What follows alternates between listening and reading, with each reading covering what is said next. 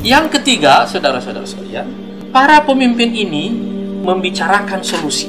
Mereka tidak membicarakan masalah. Karena itu, masalah atau krisis hanyalah pintu masuk bagi mereka untuk menjelaskan solusi. Sebab krisis itu adalah elemen pertama dari perubahan yang secara natural akan melahirkan kebutuhan dalam diri manusia terhadap perubahan-perubahan besar. Ketika orang-orang berbicara tentang krisis dan terus-menerus mengulangi kepahitan yang ditimbulkan oleh krisis itu, mereka ini justru berbicara pada solusi. Mereka fokus pada narasi, mereka fokus pada peta jalan. Itu artinya mereka harus memiliki ilmu pengetahuan. Yang kedua, mereka mempunyai keterlibatan intelektual yang sangat mendalam. Mereka pada dasarnya adalah pemikir, karena concern mereka menciptakan solusi. Krisis itu, saudara-saudara sekalian, adalah lorong gelap yang panjang.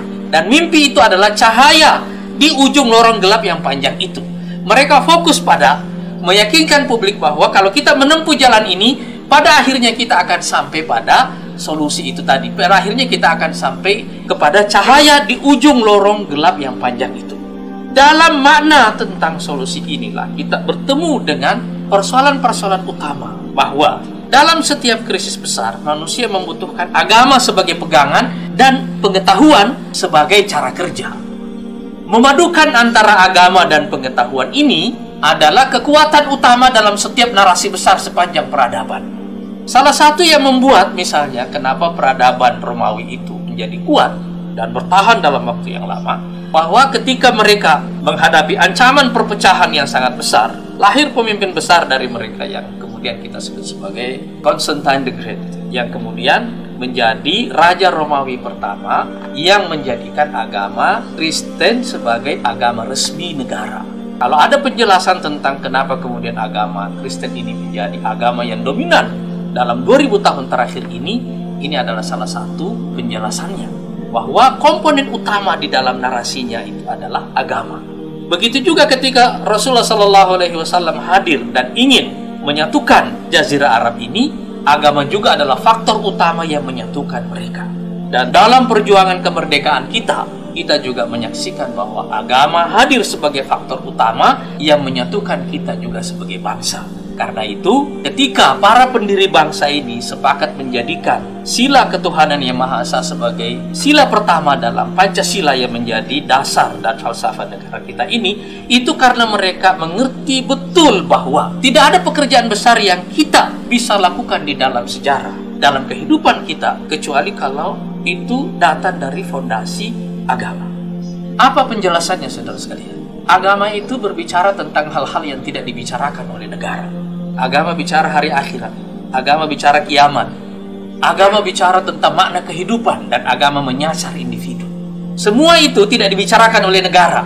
Tapi saudara-saudara sekalian, semua yang kita lakukan dalam kehidupan kita pada dasarnya dipengaruhi oleh motif. Dan motif kita itu dibentuk oleh gambaran kita tentang kehidupan yang akan kita lalui. Jadi misalnya, saudara sekalian, dalam satu peristiwa yang namanya perang, negara mengambil keputusan untuk melakukan perang. Tetapi tentara sebagai individu mengorbankan nyawanya dalam perang itu. Apa yang membuat seorang tentara mau mengorbankan nyawanya? Kalau bukan karena kepercayaan bahwa ini adalah kematian yang mulia, dan kematian yang mulia ini ada balasannya berupa surga. Negara tidak bicara tentang surga dan neraka, tapi agama bicara itu. Dan itu membentuk motif individu.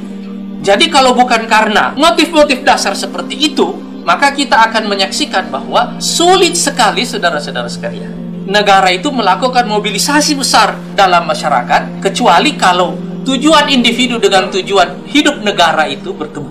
Dan tantangan besar kita ke depan adalah mempertemukan tujuan hidup individu dari setiap warga negara Indonesia ini dengan tujuan negara Indonesia. Dan yang bisa mempertemukannya itu adalah agama salah satunya, dan yang kedua nanti adalah konstitusi sebagai kesepakatan kita bersama.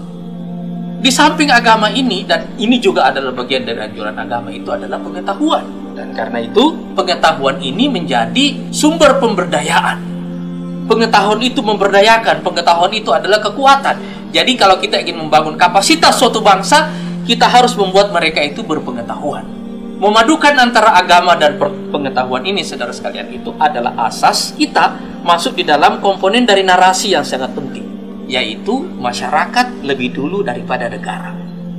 Saudara-saudara sekalian, negara ini adalah organisasi sosial yang diperlukan oleh masyarakat untuk menciptakan keteraturan dengan cara menegakkan hukum. Itu tujuan falsafah dasar dari mengapa organisasi negara itu ada. Tapi negara itu menjadi kuat, tetap bisa teratur, berumur panjang kalau masyarakatnya pada dasarnya memiliki semua kualifikasi utama sebagai masyarakat terbaik. Oleh karena itu, saudara-saudara sekalian, apabila ada split, perpecahan antara negara dan masyarakat, perhatikanlah bahwa biasanya umur negara itu tidak akan panjang.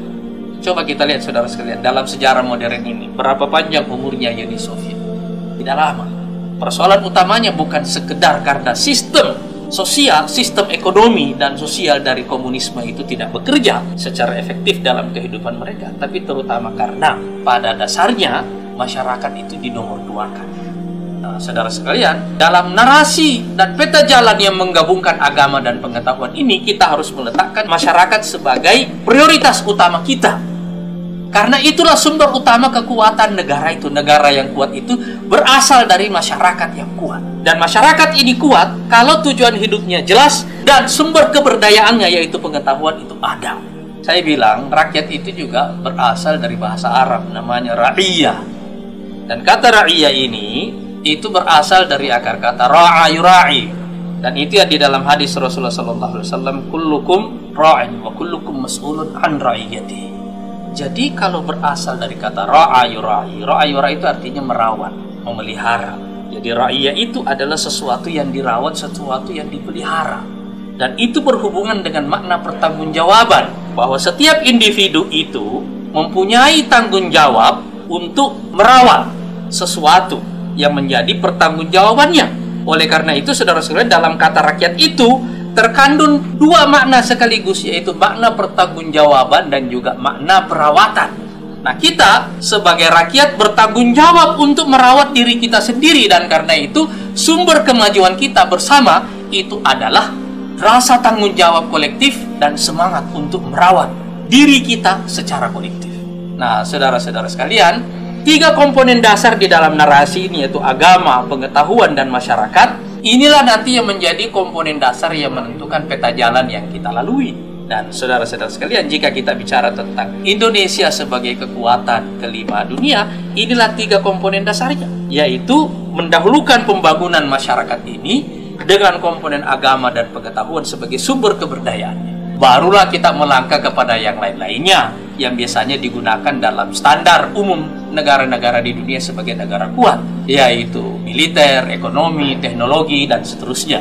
Itu semua adalah output dari komponen utama yang melahirkan itu semuanya. Inilah fitur ketiga dari pemimpin yang ingin kita lahirkan, yaitu bahwa mereka berorientasi pada solusi, bukan pada problema. Dan dari solusi itulah muncul narasi dan peta jalan. Dan komponen utamanya narasi dan peta jalan itu adalah agama, pengetahuan, dan masyarakat sebagai pelaku utamanya. Barulah kita membicarakan output sesudah.